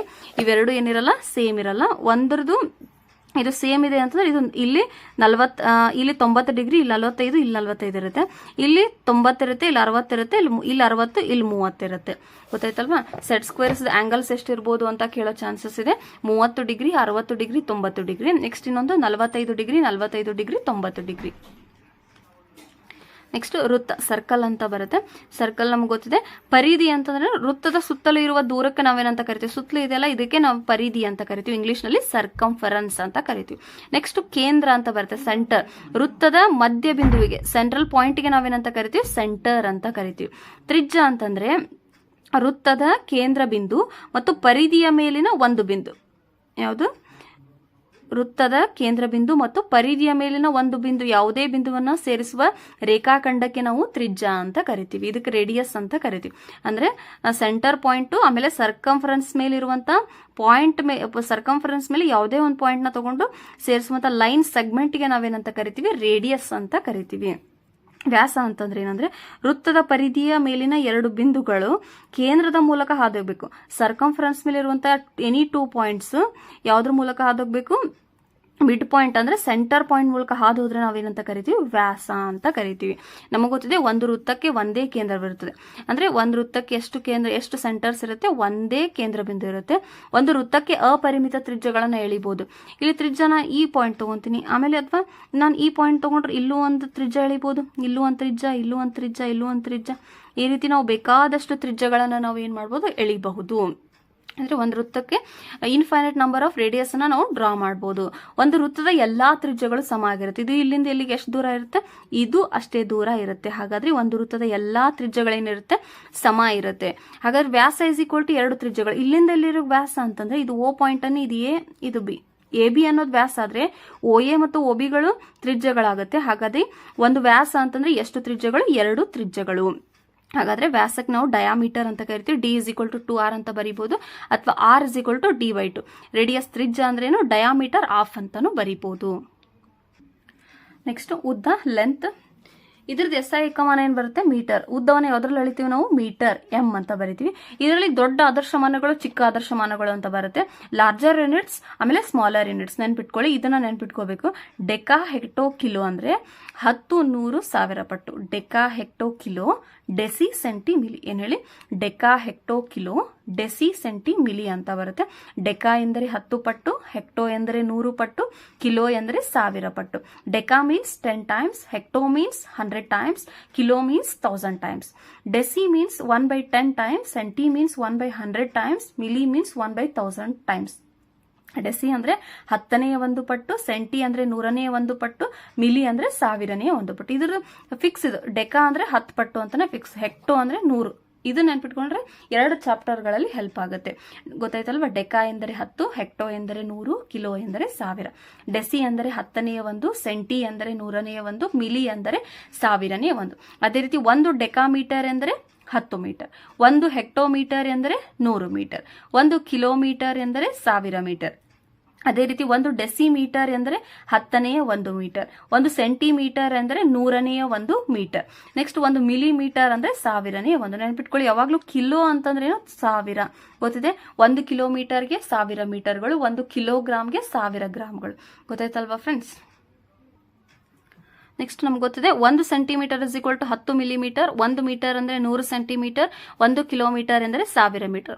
ಉದ್ದದ ದೊಡ್ಡ ಆದರ್ಶಮಾನವನ್ನ ಚಿಕ್ಕ ಆದರ್ಶಮಾನಕ್ಕೆ ಪರಿವರ್ತಿಸುವಾಗ ಗುಣಿಸಬೇಕು. ಶಾರ್ಟ್ ಆಗಿ ಏನೇನು ಬಿಟ್ಕೋಬೇಕಂದ್ರೆ ದೋಚಿ ಅಂದ್ರೆ ಗುಣಿಸಬೇಕು. ಏನು ದೋಚಿ ಅಂದ್ರೆ ದೊಡ್ಡ ಆದರ್ಶಮಾನದಿಂದ ಚಿಕ್ಕ ಆದರ್ಶಮಾನಕ್ಕೆ ಪರಿವರ್ತಿಸಬೇಕಾದ್ರೆ ಅಲ್ಲಿ ಏನ್ ಮಾಡ್ಬೇಕು, ಗುಣಿಸಬೇಕು. ಇದು ಸಿಂಪಲ್ ಟ್ರಿಕ್. ದೋಚಿ ಅಂದ್ರೆ ಗುಣಿಸು ಅಂತ ನೆನ್ಪಿಟ್ಕೊಳ್ಳಿ. ಅಂದ್ರೆ 4 kilometre is equal to dash metre. Kilometre ಅನ್ನುವಂಥದ್ದು ದೊಡ್ಡ ಆದರ್ಶಮಾನ, ಮೀಟರ್ ಅನ್ನುವಂಥದ್ದು ಚಿಕ್ಕ ಆದರ್ಶಮಾನ. ದೊಡ್ಡದರಿಂದ ಚಿಕ್ಕ ಆದರ್ಶಮಾನಕ್ಕೆ ನಾವು ಪರಿವರ್ತಿಸ್ತಾ ಇದ್ವಿ. ಅದಕ್ಕೇನ್ ಮಾಡ್ಬೇಕು, ನಾವಲ್ಲಿ ಗುಣಿಸ್ಬೇಕು. 4 ಇಂಟು 1 ಕಿಲೋಮೀಟರ್ಗೆ ಎಷ್ಟು metre, 1000 metre. So 4 into 1000, 4000 metre. Next 3 decametre is equal to dash metre. Decametre ಅಂದ್ರೆ ದೊಡ್ಡ ಆದರ್ಶಮಾನ, ಮೀಟರ್ ಅನ್ನುವಂಥದ್ದು ಚಿಕ್ಕ ಆದರ್ಶಮಾನ. ಇಲ್ಲಿ ಗುಣಿಸ್ಬೇಕು. 3 ಇಂಟು 1 ಡೆಕಾಮೀಟರ್ಗೆ ಎಷ್ಟು metre, 10 metre. So 3 into 10 is equal to 30 metre. ಅಂದ್ರೆ larger unit to smaller unit ನಾವು ಕನ್ವರ್ಷನ್ ಮಾಡ್ತಾ ಇದೀವಿ ಅಂದ್ರೆ ಏನ್ ಮಾಡಬೇಕು, ಮಲ್ಟಿಪ್ಲಿಕೇಶನ್ ಅನ್ನು ಮಾಡಬೇಕು. ಎಷ್ಟಿರುತ್ತೆ, 1 ಕಿಲೋಮೀಟರ್ ಅಂದ್ರೆ ಎಷ್ಟು ಮೀಟರ್, ಅದನ್ನ ಮಲ್ಟಿಪ್ಲೈ ಮಾಡಬೇಕು. 1 ಡೆಕಾಮೀಟರ್ ಅಂದ್ರೆ ಎಷ್ಟು ಮೀಟರ್ ಇರುತ್ತೆ, ಅದನ್ನ ಮಲ್ಟಿಪ್ಲೈ ಮಾಡಬೇಕು. Okay friends? ದೋಚಿ ಅಂದ್ರೆ ಗುಣಿಸೋದು, ಚೀದೋ ಅಂದ್ರೆ ಬಾಕ್ಸೋದು. ಒಂದ್ ನೆನ್ಪಿಟ್ಕೊಂಡ್ರೆ ಇನ್ನೊಂದು ಅಪೋಸಿಟ್ ನೆನ್ಪಿರುತ್ತೆ. ಅದಕ್ಕೆ ದೋಚಿ ಅಂದ್ರೆ ಗುಣಿಸು ಅಂತ ನೆನ್ಪಿಟ್ಕೊಳ್ಳಿ. ನೆಕ್ಸ್ಟ್ ಉದ್ದದ ಚಿಕ್ಕ ಆದರ್ಶಮಾನವನ್ನ ದೊಡ್ಡ ಆದರ್ಶಮಾನಕ್ಕೆ ಪರಿವರ್ತಿಸುವಾಗ ಭಾಗಿಸಬೇಕು. ಅದೇ ಹೇಳಿದ್ನಲ್ಲ, ಚೀದೋ ಅಂದ್ರೆ ಏನ್ ಮಾಡ್ಬೇಕು, ಭಾಗಿಸಬೇಕು. ಅಂದ್ರೆ smaller unit to larger unit ನೀವು ಕನ್ವರ್ಷನ್ ಮಾಡ್ತಾ ಇದೀರಿ ಅಂತಂದ್ರೆ ಅಲ್ಲಿ ನಾವು ಡಿವಿಷನ್ ಮಾಡಬೇಕು. 4000 metre is equal to kilometre. ಅಂದ್ರೆ ಇದು ಮೀಟರ್ ಅನ್ನುವಂಥದ್ದು ಚಿಕ್ಕದು, ಕಿಲೋಮೀಟರ್ ಅನ್ನುವಂಥದ್ದು ದೊಡ್ಡ ಆದರ್ಶಮಾನ. ಹಾಗಾಗಿ ಚಿಕ್ಕದಿಂದ ದೊಡ್ಡ ಆದರ್ಶಮಾನಕ್ಕೆ ನಾವು ಪರಿವರ್ತಿಸುವಾಗ ಭಾಗಿಸಬೇಕು. 4000 ಡಿವೈಡೆಡ್ ಬೈ 1 ಕಿಲೋಮೀಟರ್ಗೆ ಎಷ್ಟು ಮೀಟರ್ ಅಂತ ನಮ್ಗೆ ಗೊತ್ತಿದೆ, 1000 ಮೀಟರ್ ಅಂತ ಗೊತ್ತಿದೆ. ಸೊ ಇಲ್ಲಿ 3 ಕ್ಯಾನ್ಸಲ್, 4 ಅಂತ ಬರುತ್ತೆ. 4000 ಮೀಟರ್ ಅಂದ್ರೆ 4 ಕಿಲೋಮೀಟರ್. ಓಕೆ, 4000 ಮೀಟರ್ ಅಂದ್ರೆ 4 ಕಿಲೋಮೀಟರ್. 1000ದಿಂದ ಭಾಗಿಸಬೇಕು. Next 80 metre is equal to dash decametre. Metre ಅನ್ನುವಂಥದ್ದು ಚಿಕ್ಕದು, ಡೆಕಾಮೀಟರ್ ಅನ್ನುವಂಥದ್ದು ದೊಡ್ಡ ಆದರ್ಶಮಾನ. ಹಾಗಾಗಿ ಭಾಗಿಸಬೇಕು. 80 ಡಿವೈಡೆಡ್ ಬೈ 1 ಡೆಕಾಮೀಟರ್ಗೆ ಎಷ್ಟು ಮೀಟರ್, 10 ಮೀಟರ್. ಇದೊಂದು 0 ಕ್ಯಾನ್ಸಲ್. ಸೊ 8 ಡೆಕಾಮೀಟರ್ ಅಂತ ಆಗುತ್ತೆ. ಗೊತ್ತಾಯ್ತಲ್ವಾ? ಇದು 4000 ಮೀಟರ್ ಅಂದ್ರೆ 4 ಕಿಲೋಮೀಟರ್, 80 ಮೀಟರ್ ಅಂದ್ರೆ 8 ಡೆಕಾಮೀಟರ್ ಅಂತ ಬರುತ್ತೆ. ಇದೇ ಸಿಂಪಲ್ ಟ್ರಿಕ್. ದೋಚಿ ಅಂದ್ರೆ ಗುಣಿಸು, ಚೀದೋ ಅಂದ್ರೆ ಭಾಗಿಸು. ನೆಕ್ಸ್ಟ್ ಸುತ್ತಳತೆ ಮತ್ತು ವಿಸ್ತೀರ್ಣ ಅಂತ ಬರುತ್ತೆ, ಪೆರಿಮೀಟರ್ ಅಂಡ್ ಏರಿಯಾ ಅಂತ ಬರುತ್ತೆ. ಆಯತದ ಸುತ್ತಳತೆ ಸೂತ್ರ ಗೊತ್ತಿದೆ, 2 ಇಂಟು ಉದ್ದ ಪ್ಲಸ್ ಆಗಲ್ಲ. Perimeter of rectangle is equal to 2 into L plus B. Next ಚೌಕದ ಸುತ್ತಳತೆ ಅಂದ್ರೆ 4 ಇಂಟು ಉದ್ದ ಅಂತ ಬರಿತೀವಿ. ಪೆರಿಮೀಟರ್ ಆಫ್ ಸ್ಕ್ವೇರ್ ಏನು 4 ಇಂಟು ಸೈಡ್ ಅಂತ ಬರುತ್ತೆ. ಸುತ್ತಳತೆಯನ್ನು ಯಾವಾಗಲೂ ಉದ್ದದ ಮೂಲಮಾನದಲ್ಲಿ ವ್ಯಕ್ತಪಡಿಸಬೇಕು. Perimeter should always expressed in the units of length. ಅಂದ್ರೆ ಉದ್ದದ ಆದರ್ಶಮಾನ ಏನಿರುತ್ತೆ ಅದರಲ್ಲಿ ಬರೀಬೇಕು. ಸುತ್ತಳತೆ ಕೇಳಿದ್ರೆ ಏನ್ ಮಾಡಬೇಕು ಅಂತಂದ್ರೆ ಮೀಟರ್ ನಲ್ಲಿ ಕೊಟ್ರೆ ಮೀಟರ್ನೇ ಬರೀಬೇಕು, ಸೆಂಟಿಮೀಟರ್ ನಲ್ಲಿ ಕೊಟ್ರೆ ಸೆಂಟಿಮೀಟರ್ ನಲ್ಲೇ ಬರೀಬೇಕು. ಆದ್ರೆ ವಿಸ್ತೀರ್ಣದಲ್ಲಿ ಹಾಗಲ್ಲ, ಏರಿಯಾದಲ್ಲಿ ಬೇರೆ ರೀತಿ ಬರೀಬೇಕು. ಅದಕ್ಕೆ ಇದನ್ನ ಹೇಳ್ತಾ ಇದ್ನಿ. ಸುತ್ತಳತೆಯನ್ನ ಯಾವಾಗಲೂ ಉದ್ದದ ಮೂಲಮಾನದಲ್ಲೇ ವ್ಯಕ್ತಪಡಿಸಬೇಕು. ಸುತ್ತಳತೆಯನ್ನ ಮೀಟರ್ ನಲ್ಲಿ ಕೊಟ್ಟಿದ್ರೆ ಮೀಟರ್ ಅಂತಾನೆ ಬರೀಬೇಕು. ಲಾಸ್ಟ್ ಉತ್ತರ ಬಂದಿರೋ ಮುಂದೆ ಮೀಟರ್ ಬರೀಬೇಕು. ಸೆಂಟಿಮೀಟರ್ ನಲ್ಲಿ ಕೊಟ್ಟಿದ್ರೆ ನೀವು ಸೆಂಟಿಮೀಟರ್ ಅಂತಾನೆ ಬರೀಬೇಕು. 2 ಆಯಾಮಗಳನ್ನು ಹೊಂದಿರುವ ಆಕೃತಿಗಳಿಗೆ ಸಮತಲಾಕೃತಿಗಳು ಎನ್ನುವರು. 2D ಶೇಪ್ಸ್ ಅಂದ್ರೆ 2 ಡೈಮೆನ್ಷನ್ಸ್ ಇರಬೇಕು. 2 ಡೈಮೆನ್ಷನ್ಸ್ ಯಾವ್ಯಾವು? ಉದ್ದ ಮತ್ತು ಅಗಲ, ಲೆಂತ್ ಅಂಡ್ ಬ್ರೆಡ್ತ್. 2 ಆಯಾಮಗಳಿರುವ ಆಕೃತಿಗಳಿಗೆ ನಾವೇನಂತ ಕರಿತೀವಿ? ಸಮತಲಾಕೃತಿಗಳು. ಕನ್ನಡದಲ್ಲಿ, ಇಂಗ್ಲಿಷ್ ನಲ್ಲಿ 2D ಶೇಪ್ಸ್ ಅಂತ ಕರಿತೀವಿ. ಆಯತ, ಚೌಕ, ವೃತ್ತ, ತ್ರಿಭುಜ. Rectangle, square, circle and triangle are 2D shapes. 2 ಆಯಾಮ ಇರುವ ಆಕೃತಿಗಳು ಸಮತಲಾಕೃತಿಗಳು. ಅದೇ ರೀತಿ 3 ಆಯಾಮಗಳಿರುವ ಆಕೃತಿಗಳಿಗೆ ಘನಾಕೃತಿಗಳು, 3D ಶೇಪ್ಸ್ ಅಂತ ಕರಿತೀವಿ. 3 ಆಯಾಮಗಳು ಯಾವ್ಯಾವು? ಉದ್ದ, ಅಗಲ, ಇನ್ನೊಂದು ಯಾವುದು? ಎತ್ತರ, ಹೈಟ್. ಲೆಂತ್, ಬ್ರೆಡ್ತ್ ಮತ್ತೆ ಹೈಟ್ ಅಂತ ಬರುತ್ತೆ. ನೆಕ್ಸ್ಟ್ ಆಯತ ಇದೆ. ಅಭಿಮುಖ ಬಾಹುಗಳು ಪರಸ್ಪರ ಸಮ ಮತ್ತು ಸಮಾಂತರ. ಆಯತದ ಅಭಿಮುಖ ಬಾಹುಗಳು, ಅಭಿಮುಖ ಅಂದ್ರೆ ಎದುರುಗಡೆ, ಇದಕ್ಕಿದು ಏನದು? ಸಮ ಮತ್ತು ಸಮಾಂತರ. ಇದು ಎಷ್ಟು ದೂರದಲ್ಲಿದೆ? ಇದೆಲ್ಲ ಅಷ್ಟೇ ದೂರದಲ್ಲಿದೆ. ಅಭಿಮುಖ ಬಾಹುಗಳು ಪರಸ್ಪರ ಸಮ ಮತ್ತು ಸಮಾಂತರ. Opposite sides are equal and parallel. ಇದಕ್ಕಿದು ಈಕ್ವಲ್ ಇರುತ್ತೆ, ಆಮೇಲೆ ಇದಕ್ಕಿದೇನಿರುತ್ತೆ? ಪ್ಯಾರಲಲ್ ಇರುತ್ತೆ. ಇದು ಈಕ್ವಲ್, ನೆಕ್ಸ್ಟ್ ಇದಕ್ಕಿದು ಈಕ್ವಲ್, ಇದಕ್ಕಿದು ಪ್ಯಾರಲ್, ಇದಕ್ಕಿದು ಪ್ಯಾರಲಲ್, ಇದಕ್ಕಿದು ಪ್ಯಾರಲಲ್ ಇರುತ್ತೆ. ಆಯತದಲ್ಲಿ ಅಭಿಮುಖವಾದ 2 ಜೊತೆ ಬಾಹುಗಳಿವೆ. ಆಯತದಲ್ಲಿ ಇದೊಂದು ಜೊತೆ, ಇದೊಂದು ಜೊತೆ, 2 ಜೊತೆ ಅಭಿಮುಖ ಬಾಹುಗಳು ಇರುತ್ತೆ. ಆಯತದ ಸುತ್ತಳತೆಯು ಉದ್ದ ಮತ್ತು ಅಗಲಗಳ ಮೊತ್ತದ ಎಷ್ಟರಷ್ಟಿರುತ್ತದೆ ಅಂತ ಇದೊಂದು ಕ್ವಶನ್. ಅಂದ್ರೆ ನಮ್ಗೆ ಗೊತ್ತಿದೆ ಆಯತದ ಸುತ್ತಳತೆ ಸೂತ್ರ ಏನ್ ಗೊತ್ತಿದೆ ನಮಗೆ? 2 ಇಂಟು ಉದ್ದ ಪ್ಲಸ್ ಅಗಲ. ಉದ್ದ ಮತ್ತು ಅಗಲಗಳ ಮೊತ್ತದ ಎಷ್ಟರಷ್ಟಿದೆ? ಉದ್ದ ಮತ್ತು ಅಗಲಗಳ ಮೊತ್ತದ ಎಷ್ಟರಷ್ಟಿದೆ? 2ರಷ್ಟಿದೆ ಅಂತ ನಮ್ಗೆ ಗೊತ್ತಿರಬೇಕು. ಅದರಲ್ಲೇ ಕ್ವಶನ್ ಕೇಳ್ತಾರೆ, ಅದನ್ನ ಕರೆಕ್ಟಾಗಿ ತಿಳ್ಕೊಂಡು ಬಿಡಿಸ್ಬೇಕಾಗತ್ತೆ. ನೆಕ್ಸ್ಟ್ ವಿಸ್ತೀರ್ಣ, ಏರಿಯಾ ಅಂತ ಬರುತ್ತೆ. ಒಂದು ಸಮತಲಾಕೃತಿಯು ಆಕ್ರಮಿಸುವ ಒಟ್ಟು ಸ್ಥಳವನ್ನು ವಿಸ್ತೀರ್ಣ ಎನ್ನುವರು. The space accumulated by a 2D shape is called as area. ಅಂದ್ರೆ ಈ ಒಂದು ವಸ್ತು ಎಷ್ಟು ಸ್ಪೇಸ್ ಅನ್ನ ತಗೊಳುತ್ತಾ ಅದಕ್ಕೆ ನಾವೇನಂತ ಕರಿತೀವಿ? ವಿಸ್ತೀರ್ಣ ಅಥವಾ ಏರಿಯಾ ಅಂತ ಕರಿತೀವಿ. ವಿಸ್ತೀರ್ಣವನ್ನ ಯಾವಾಗಲೂ ಚದರಮಾನಗಳಲ್ಲಿ ವ್ಯಕ್ತಪಡಿಸಬೇಕು. Area should be expressed in square units. ಅಂದ್ರೆ ಚದರ್ ಮೀಟರ್ ಅಂದ್ರೆ ಸ್ಕ್ವೇರ್ ಯೂನಿಟ್ಸ್ ಅಂತಾನೆ ಅರ್ಥ. ಚದರ್ ಮೀಟರ್ ಕೊಟ್ಟಿದ್ರೆ ಬರೆಯುವಾಗ ಚದರ್ ಮೀಟರ್ ಅಂತ ಬರಿಬೇಕು. ಕಿಲೋಮೀಟರ್ ಕೊಟ್ಟಿದ್ರೆ ಚದರ್ ಕಿಲೋಮೀಟರ್ ಅಂತ ಬರಿಬೇಕು. ಅಥವಾ ಮೀಟರ್ ಸ್ಕ್ವೇರ್. ಆನ್ಸರ್ ಮೀಟರ್ ನಲ್ಲಿ ಕೊಟ್ಟಿದ್ರೆ ಫೈನಲಿ ಈಗ ಆನ್ಸರ್ ಎಷ್ಟು ಬರುತ್ತೆ? 150 ಮೀಟರ್ ಅಂತ ಬರಿಬಾರ್ದಲ್ಲಿ 150 ಮೀಟರ್ ಸ್ಕ್ವೇರ್ ಅಂತ ಬರಿಬೇಕು.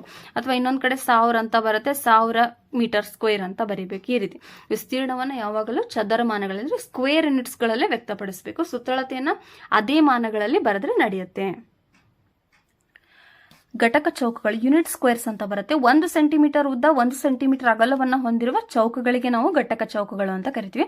1 ಸೆಂಟಿಮೀಟರ್ ಲೆಂತ್, 1 ಯೂನಿಟ್ ಬ್ರೆಡ್ತ್ ಇದ್ರೆ ಅದಕ್ಕೆ ಏನಂತ ಕರಿತೀವಿ? ಯೂನಿಟ್ ಸ್ಕ್ವೇರ್ಸ್ ಅಂತ ಕರಿತೀವಿ. ಅದರಲ್ಲಿ ಇರುತ್ತೆ ಯೂನಿಟ್ ಅಂದ್ರೆ ಘಟಕ ಚೌಕ ಅಂದ್ರೆ 1 ಸೆಂಟಿಮೀಟರ್ ಉದ್ದ, 1 ಸೆಂಟಿಮೀಟರ್ ಅಗಲ ಇರುವಂತಹ ಚೌಕಗಳಿಗೆ ಘಟಕ ಚೌಕಗಳು ಅಂತ ಕರಿತೀವಿ. ಆಯತದ ವಿಸ್ತೀರ್ಣ ಇಸ್ ಈಕ್ವಲ್ ಟು ಉದ್ದ ಇಂಟು ಅಗಲ. Area of rectangle is equal to length into breadth ಅಂತ ಫಾರ್ಮುಲಾ ಗೊತ್ತಿದೆ. ಚೌಕದ ವಿಸ್ತೀರ್ಣ ಬಾಹು ಇಂಟು ಬಾಹು.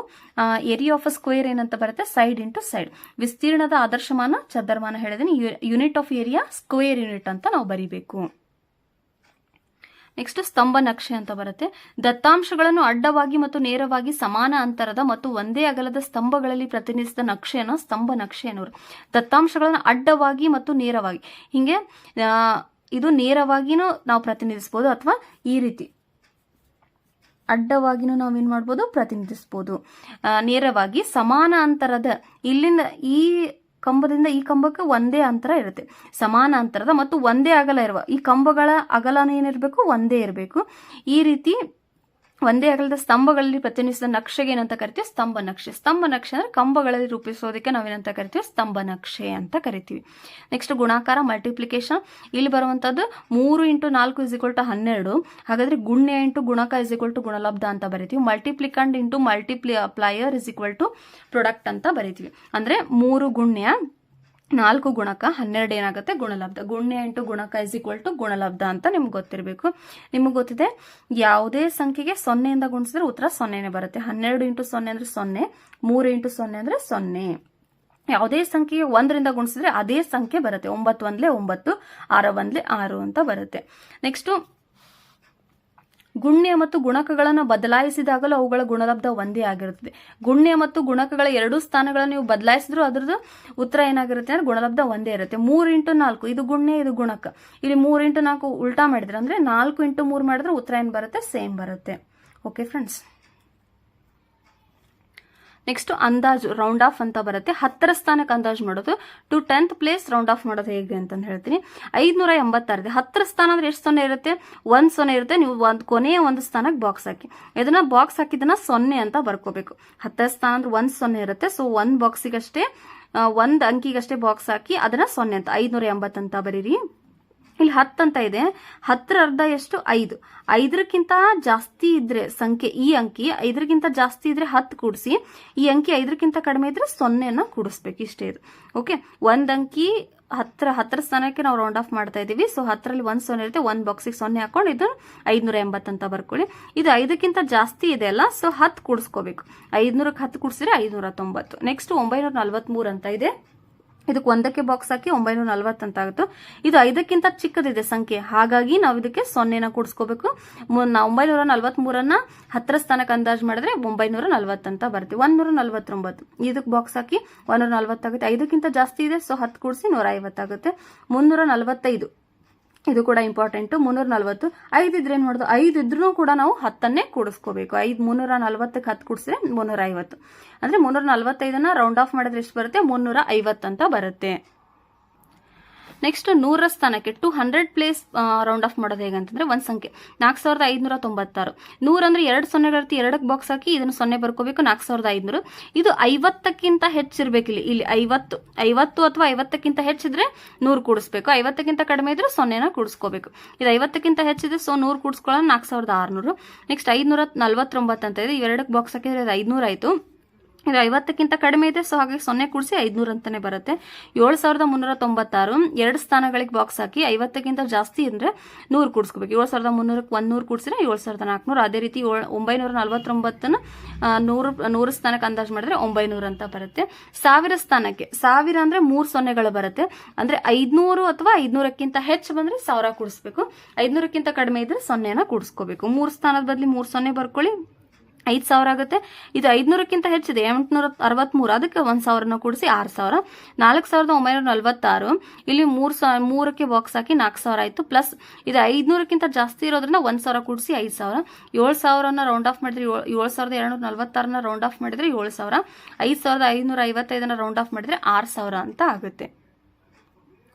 ನೆಕ್ಸ್ಟ್ ದಶಮಾಂಶ ಭಿನ್ನರಾಶಿಗಳು ಅಂತ ಬರುತ್ತೆ. ಡೆಸಿಮಲ್ ಫ್ರಾಕ್ಷನ್ಸ್ ಅಂತ ಬರುತ್ತೆ. 3.86 ನೆನ್ಪಿಟ್ಕೊಳ್ಳಿ. ಬಿಂದು ಆದ್ಮೇಲೆ ಇರುವಂತಹ ಸ್ಥಾನಗಳನ್ನ ಒಂದೊಂದಾಗೆ ಓದ್ಬೇಕು, ಬಿಡಿಯಾಗಿ ಓದ್ಬೇಕು. 3.86 ಅಂತ ಓದಬಾರ್ದು. ಇದೇನಂತ ಓದ್ಬೇಕು, 3.86. ಬಿಂದು ಹಿಂದಿರುವಂತಹ ಸಂಖ್ಯೆಗೆ ಪೂರ್ಣ ಭಾಗ ಅಂತ ಕರಿತೀವಿ, ಹೋಲ್ ಪಾರ್ಟ್. ಡೆಸಿಮಲ್ ಪಾಯಿಂಟ್ ಇರುತ್ತಲ್ಲ, ಅದು ಹಿಂದಿರುವಂತಹ ಪಾರ್ಟಿಗೆ ಹೋಲ್ ಪಾರ್ಟ್ ಅಂತ ಕರಿತೀವಿ. ನೆಕ್ಸ್ಟ್ ಇರುವಂತಹ ಪಾರ್ಟಿಗೆ ಬಿಂದು ಆದ್ಮೇಲೆ, ಪಾಯಿಂಟ್ ಆದ್ಮೇಲೆ ಇರುವಂತಹ ಪಾರ್ಟಿಗೆ ಡೆಸಿಮಲ್ ಪಾರ್ಟ್ ಅಂತ ಕರಿತೀವಿ, ದಶಮಾಂಶ ಭಾಗ. ಬಿಂದುವಿನ ಹಿಂದೆ ಇರುವಂತಹದ್ದು ಪೂರ್ಣ ಭಾಗ, ಬಿಂದುವಿನ ಮುಂದೆ ಇರುವಂತಹದ್ದು ದಶಮಾಂಶ ಭಾಗ. ದಶಮಾಂಶ ಭಾಗವು ಪೂರ್ಣ ಭಾಗಕ್ಕಿಂತಲೂ ಕಡಿಮೆ ಇರುತ್ತದೆ. ದಶಮಾಂಶ ಭಾಗ ಏನಾಗುತ್ತೆ, ಪೂರ್ಣ ಭಾಗಕ್ಕಿಂತಲೂ ಕಡಿಮೆ ಇರುತ್ತೆ ಅಂತ ಅರ್ಥ. Decimal part is less than whole. ಈ ಹೋಲ್ಗಿಂತನೂ ಏನಿರುತ್ತೆ, ಡೆಸಿಮಲ್ ಪಾರ್ಟ್ ಏನಿರುತ್ತೆ, ಕಡಿಮೆ ಇರುತ್ತೆ ಅಂತ ಅರ್ಥ. ನೆಕ್ಸ್ಟ್ 86/100 ಇದನ್ನ ನಾವು ಬಿಂದುವಿನಲ್ಲಿ ದಶಮಾಂಶದಲ್ಲಿ ಹೇಗೆ ಬರೆಯೋದು, 86 2 0 ಇದೆ, ಹಾಗಾಗಿ 2 ಸ್ಥಾನ ಬಿಟ್ಟು ಬಿಂದು ಕೊಡಬೇಕು, 0.86. ನೆಕ್ಸ್ಟ್ 9/100 ಅಂತ ಇದೆ.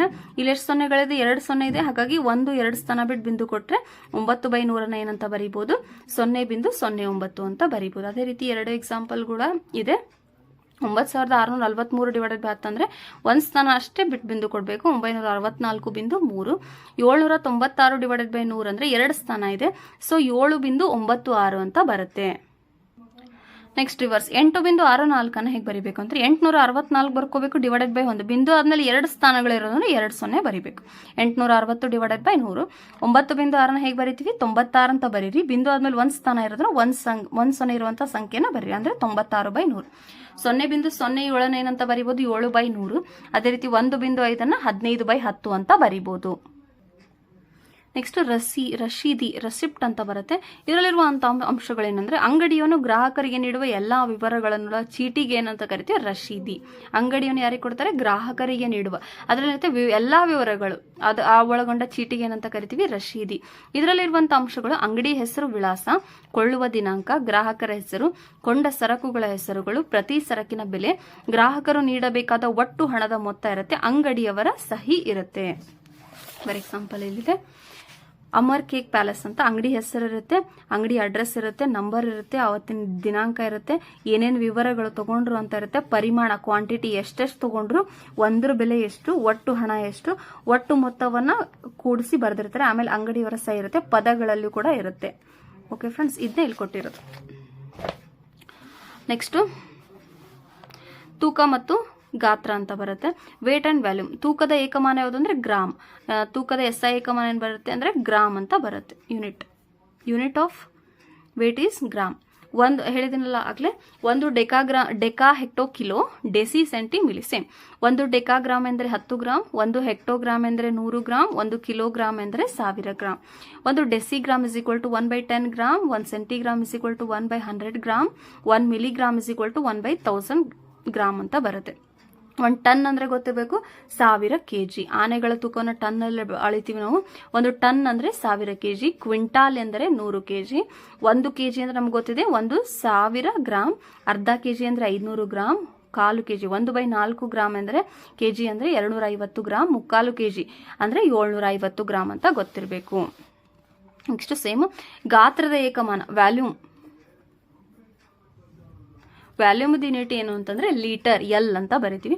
ಒಂದು ಪಾತ್ರೆಯೊಳಗೆ ತುಂಬಿರುವ ದ್ರವದ ಮೊತ್ತವನ್ನ ಗಾತ್ರ ಅಂತ ಕರಿತೀವಿ. ಒಂದು ಪಾತ್ರೆಯೊಳಗೆ ಏನು ತುಂಬಿರುತ್ತಲ್ಲ, ನೀರು ಅಥವಾ ಹಾಲು, ಇದರ ಮೊತ್ತವನ್ನ ನಾವೇನಂತ ಕರಿತೀವಿ ಗಾತ್ರ, ವ್ಯಾಲ್ಯೂಮ್ ಅಂತ ಕರಿತೀವಿ. Same deca hecto kilo, deci centi milli. ಒಂದು deca litre is equal to 10 litre, ಒಂದು hecto litre is equal to 100 litre, ಒಂದು kilo litre is equal to 1000 litre. ಆಗ್ಲೇ ಹೇಳಿದ್ನಲ್ಲ, ಒಂದ್ರಲ್ಲಿ ನೆನ್ಪಿಟ್ಕೊಂಡ್ರೆ ಇಲ್ಲಿ 3 ಕಡೆ ಯೂಸ್ ಆಗುತ್ತೆ. ಒಂದು decilitre is equal to 1/10 litre, ಒಂದು ಸೆಂಟಿಲೀಟರ್ ಅಂದ್ರೆ 1/100 ಲೀಟರ್, ಒಂದು ಮಿಲಿ ಲೀಟರ್ ಅಂದ್ರೆ 1/1000 ಲೀಟರ್ ಅಂತ ಆಗುತ್ತೆ. ನೆಕ್ಸ್ಟ್ ಕಾಲ, ಟೈಮ್ ಅಂತ ಬರುತ್ತೆ. ನಮಗೆ ಗೊತ್ತಿದೆ ಟೈಮ್ ನಲ್ಲಿ AM PM ಅಂತ ಇರುತ್ತೆ. AM ಅಂದ್ರೆ ಕನ್ನಡದಲ್ಲಿ ಪೂರ್ವಾಹ್ನ, PM ಅಂದ್ರೆ ಅಪರಾಹ್ನ. AM means AM full form ante meridiem, PM means post meridiem. Ante meridiem ಪೂರ್ವಾಹ್ನ. AM ಅಂತ ಯಾವಾಗ ಕರಿತೀವಿ ಅಂದ್ರೆ ಮಧ್ಯರಾತ್ರಿ 12 ಗಂಟೆಯಿಂದ ಮಧ್ಯಾಹ್ನ 12 ಗಂಟೆ ಅರೆವರೆಗೆ ಇರುವ ಸಮಯವನ್ನ ಏನಂತ ಕರಿತೀವಿ ಪೂರ್ವಾಹ್ನ.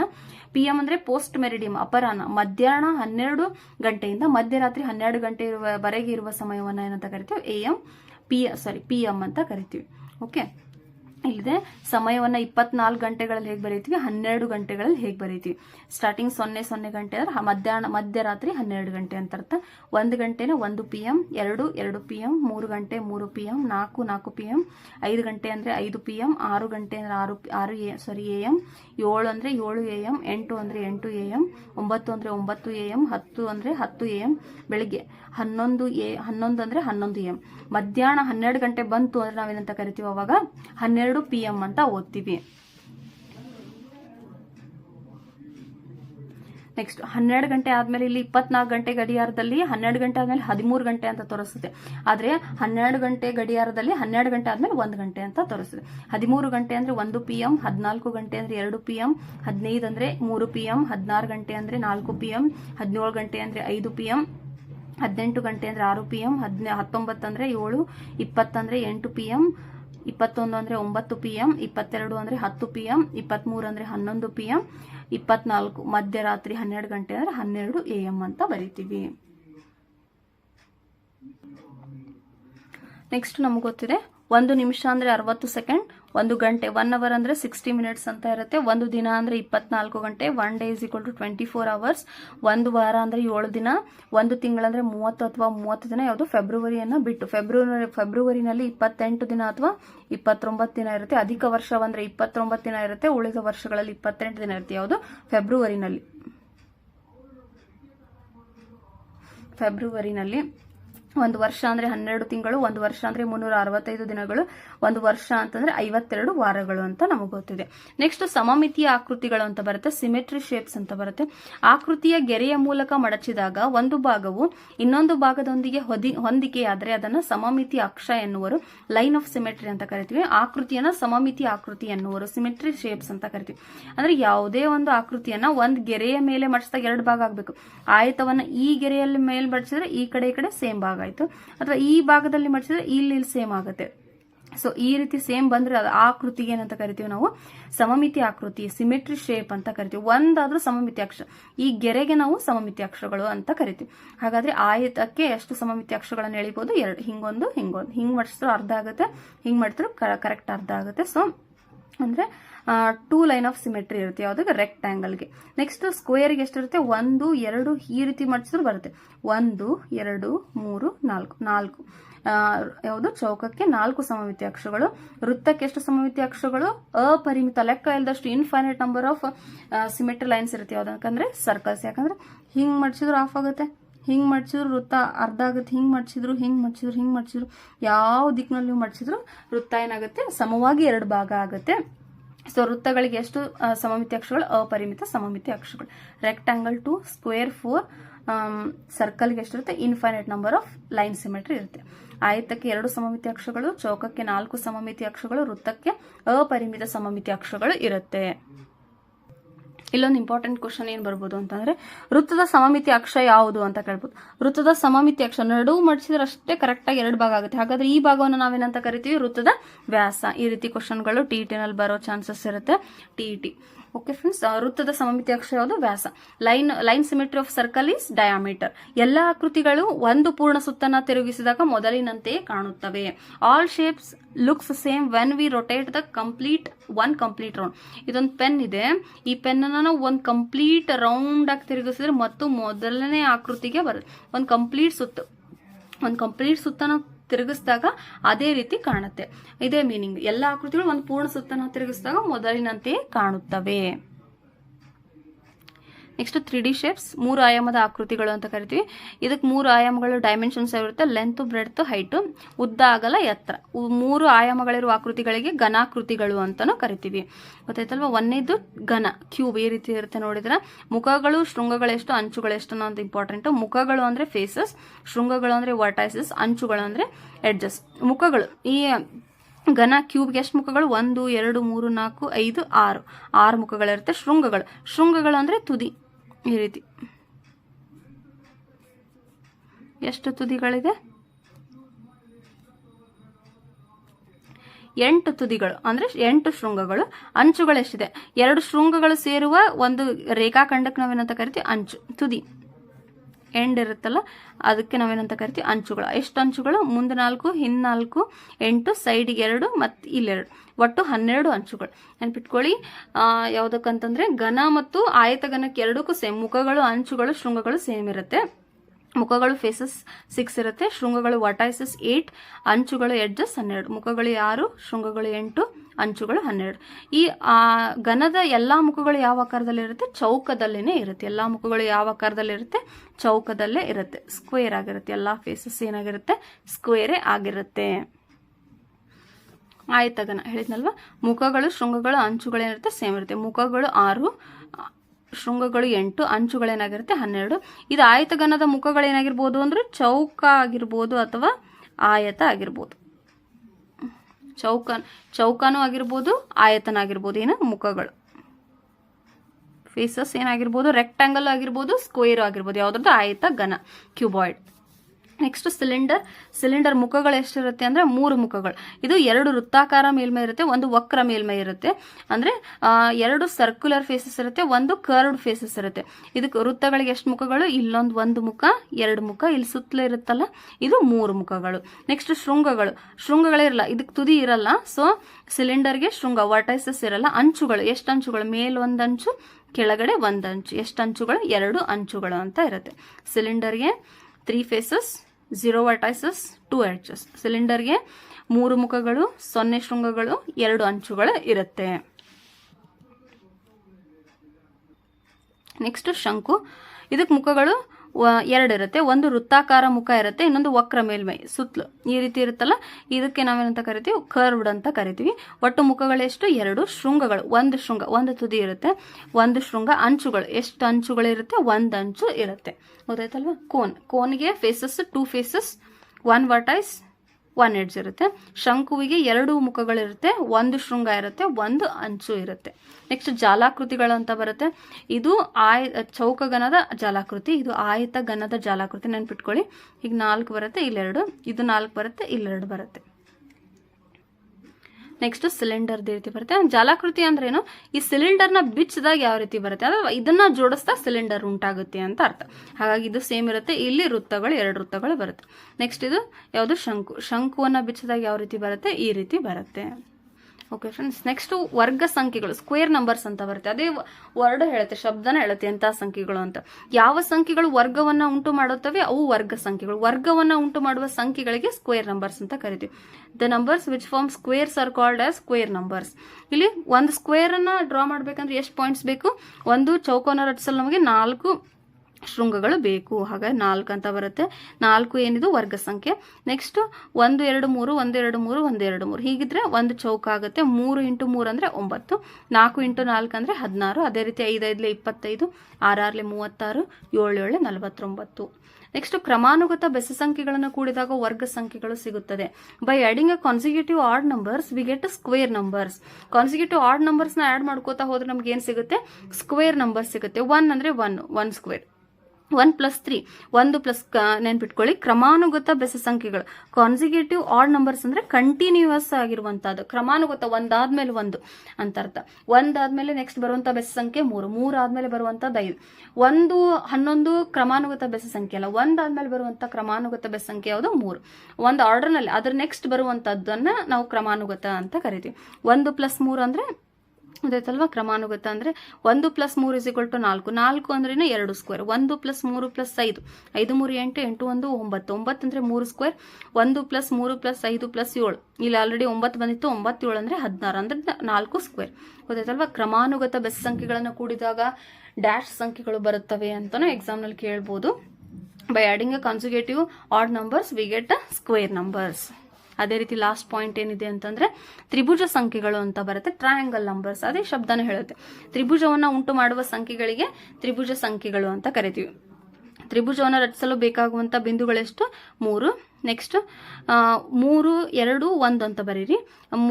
ಎಷ್ಟು ಬಿಂದುಗಳು? 6. Next 10, next 15, 21, 28. ರಂಗೋಲಿ ಬರುತ್ತಲ್ಲ, 3 3 ಮಧ್ಯೆ 2 ಅದ್ರ 1, ಮತ್ತು 4 ಬಿಂದುಗಳು, ಅದ್ರ ಮಧ್ಯೆ 3, ಅದ್ರ ಮಧ್ಯೆ 2, ಅದ್ರ ಮಧ್ಯೆ 1, ಈ ರೀತಿ. ಇಲ್ಲೊಂದು ಏನಂದ್ರೆ ನೆನ್ಪಿಟ್ಕೊಳ್ಳಿ, 3 ಇದಕ್ಕೆ 3 ಕೂಡಿಸಿದ್ರೆ 6, ಮತ್ತು 6ಕ್ಕೆ 4 ಕೂಡಿಸಿದ್ರೆ 10 ಬರುತ್ತೆ. 10ಕ್ಕೆ 5 ಕೂಡಿಸಿದ್ರೆ 15 ಬರುತ್ತೆ. 15ಕ್ಕೆ 5 ಕೂಡಿಸಿದ್ರೆ 21, 21ಕ್ಕೆ 7 ಕೂಡಿಸಿದ್ರೆ 28 ಅಂತ ಬರುತ್ತೆ. ಗೊತ್ತಿರ್ಬೇಕು ನಿಮ್ಗೆ ಇದರಲ್ಲಿ ಯಾವುದು ತ್ರಿಭುಜ ಸಂಖ್ಯೆ. ಮೊದಲೇದೇನು ನೆನ್ಪಿಟ್ಕೋಬೇಕು? 3 ಅಂತ ನೆನ್ಪಿಟ್ಕೊಳ್ಳಿ. ಅದನ್ನ ನೆಕ್ಸ್ಟ್ ನೀವೇ ಬರ್ಕೊಂತ ಹೋಗ್ಬೋದು. 3ಕ್ಕೆ 3 ಕೂಡಿಸಿ 6 ಬಂತು. 6ಕ್ಕೆ 4 ಕೂಡಿಸಿ 10 ಬರುತ್ತೆ. 10ಕ್ಕೆ 5 ಕೂಡಿಸಿ 15, 15ಕ್ಕೆ 6 ಕೂಡಿಸಿ 21 ಬರುತ್ತೆ. 21ಕ್ಕೆ 7 ಕೂಡಿಸಿ 28 ಅಂತ ಬರುತ್ತೆ. ಓಕೆ ಫ್ರೆಂಡ್ಸ್, ಈ ವಿಡಿಯೋ ನಿಮ್ಗೆ ಇಷ್ಟ ಆಗಿದೆ ಅಂತ ಅನ್ಕೋತೀನಿ. ಈ ವಿಡಿಯೋದ ಸಂಪೂರ್ಣ PDF ನೋಟ್ಸ್ ಅನ್ನ ನಾನು ಕೆರೋಡಿ ಟ್ಯುಟೋರಿಯಲ್ಸ್ ಟೆಲಿಗ್ರಾಮ್ ಚಾನಲ್ ಅಲ್ಲಿ ಫ್ರೀ ಆಗಿ ಹಾಕ್ತಾ ಇದ್ದೀನಿ. ಅದನ್ನ ನೀವು ಯೂಸ್ ಮಾಡ್ಕೋಬಹುದು. ಈ ವಿಡಿಯೋ ನಿಮ್ಗೆ ಇಷ್ಟ ಆಗಿದ್ರೆ ಲೈಕ್ ಮಾಡಿ, ಶೇರ್ ಮಾಡಿ, ಕಮೆಂಟ್ ಮಾಡಿ, ಹಾಗೆ ನಿಮ್ಮ ಫ್ರೆಂಡ್ಸ್ಗೆ ಶೇರ್ ಮಾಡಿ.